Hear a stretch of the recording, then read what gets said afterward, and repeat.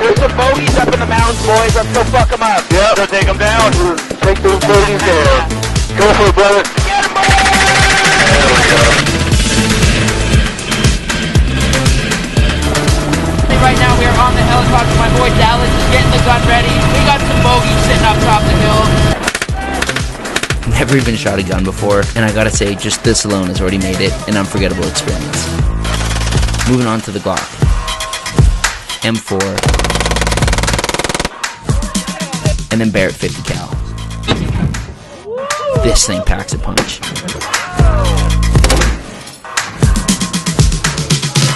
It's everything I thought and more.